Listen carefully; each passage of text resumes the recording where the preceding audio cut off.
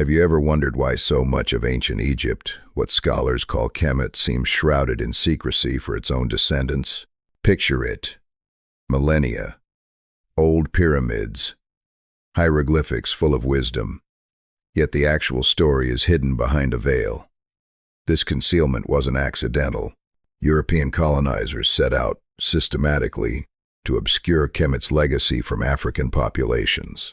Now, you might be asking, why would they do this?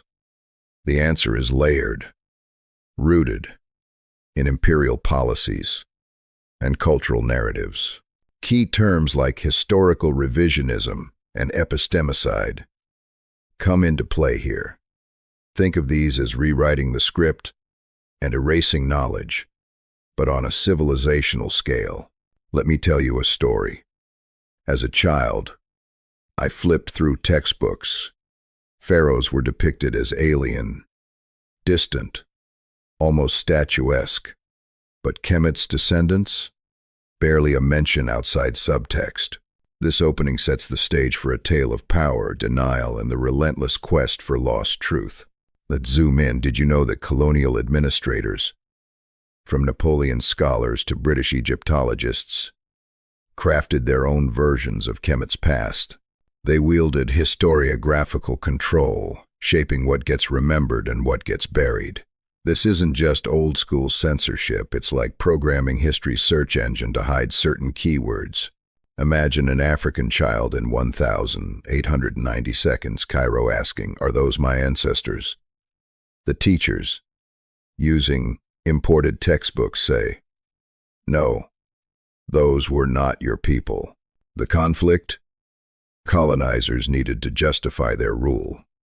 Portraying Kemet as disconnected from modern Africans made conquest seem less like theft and more like rescue. And so Europeans rewrote not just stories but identities. Have you heard of scientific racism? In the 19th century, this pseudo-discipline used phrenology and craniometry, think measuring skulls with calipers, to argue Africans couldn't possibly have built the pyramids. Now you might be thinking, surely no one believed this. But path-breaking Egyptologist Flinders Petrie, did he classified mummies by race, downplaying any sub-Saharan links. Imagine the emotional fallout for Kemet's descendants, told for generations that their ancestors were mere laborers, never the architects. The resolution? Today, genetics and linguistic evidence are blowing these old theories out of the water, reconnecting the Nile Valley to its broader African context. But the legacy of that erasure still lingers in textbooks and museums worldwide. Let's talk treasures. The Rosetta Stone, the bust of Nefertiti. Why do these icons reside in European museums? This is cultural appropriation at its most literal, artifact extraction. Picture a house stripped of family photos, leaving just faded memories behind.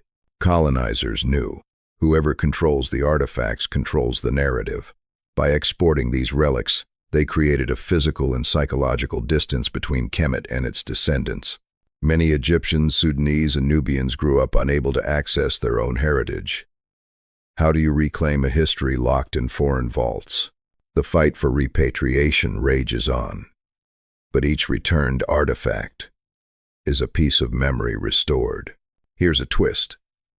The knowledge to read hieroglyphs wasn't just lost. It was deliberately withheld.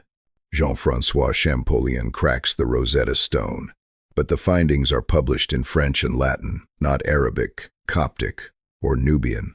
Technical term: linguistic gatekeeping.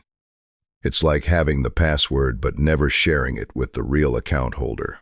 Imagine being told, "This is your heritage," but all the manuals are in a foreign tongue. The setup? Knowledge is power. The conflict? Who gets to wield it? The resolution? Today, grassroots movements are training new generations to read the glyphs and rewrite the story themselves. Language, after all, is the key to memory.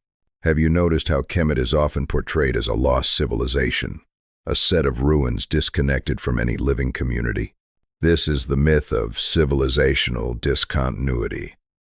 In reality, traditions, beliefs, and even names live on in the people of modern Egypt, Nubia, and the broader Nile Valley.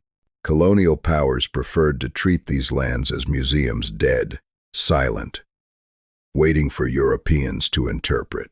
Now you might be thinking, does the past really shape the present? Let me tell you, for Kemet's descendants, it's not just history, it's identity, pride, and belonging. The movement to reconnect past and present is more alive than ever. Let's not overlook internal forces after European colonization. Waves of Christianization and later Islamization also reshaped Kemet's story. Terms like syncretism, mixing old and new beliefs, and iconoclasm, destroying symbols, are key here. Imagine murals painted over, temples repurposed, even names changed. For centuries, official histories focused on newer faiths, treating older Kemetic traditions as pagan relics best forgotten. The conflict, a struggle over whose ancestors count. The resolution, modern spiritual revivals and cultural festivals are breathing new life into ancient practices. History in the end is a palimpsest layer on layer, never truly erased. Who comes to mind when you think of Cleopatra or Tutankhamun? If your image comes from blockbuster films, you're not alone. This is cultural miscasting, casting white or non-African actors in African roles. It's like swapping the program notes, so the orchestra plays the wrong symphony. Now you might ask, does fiction really matter? Absolutely. For millions, movies and comics are their first history lesson. Stereotypes reinforce the idea that Kemet's glory was somehow un-African. That's not just a Hollywood problem, it's an identity crisis in real time. But as African creators reclaim the narrative, the script is finally flipping. Here's a classroom scene. The teacher asks, "Name 3 pharaohs." But the curriculum skips over African contributions, focusing on Greek and Roman influences instead. This is curricular bias when schools teach a version of history filtered through colonial eyes. Pedagogical silencing is another term. Imagine erasing whole chapters from the book of memory. You may be wondering, how does this impact self-esteem? Well, if you're taught your ancestors didn't matter, how can you dream big? The setup: a generation hungry for roots. The conflict: a system built to keep them shallow. The resolution: new curricula and Afrocentric academies are reshaping what's possible. Education, ultimately, is the passport to cultural liberation. Even in darkness, seeds of resistance sprouted. From Cheikh Anta Diop to contemporary Nubian activists, voices have challenged the colonial script. Terms like Afrocentrism, centering Africa in history, and cultural restitution, returning what was stolen, are battle cries in this ongoing struggle. Let me tell you a story. In Senegal, school children learn Kemet's math and science as their birthright, not someone else's legend. The conflict: global resistance from institutions invested in the old narrative. The resolution: every published book, every repatriated relic, chips away at the wall of silence. This renaissance is fueled by pride, scholarship, and an unbreakable thirst for truth. Now let's fast forward. Social media, open source archives, and digital storytelling have become the new battlegrounds for Kemetic history. Terms like crowdsourced history, where anyone can add to the record, and digital restitution, sharing artifacts online, are game changers. Imagine a young woman in Ghana, decoding ancient texts on her smartphone, connecting dots scholars missed for centuries. Still, there's conflict. Digital divides and algorithmic bias can reinforce old inequalities. But with every new podcast, video, and online archive, Another piece of Kemet's true legacy comes home. So where do we go from here? The rediscovery of Kemet isn't just academic, it's healing. Terms like cultural resilience and historical reclamation describe a process that's as spiritual as it is scholarly.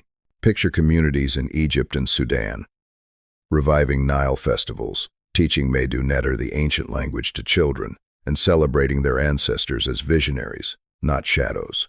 Now, you might ask, isn't this just nostalgia? Not at all.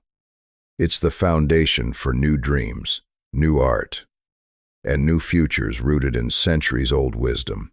As we close, remember, history isn't what happened. It's what's remembered. And who gets to remember it? The time for silence is over.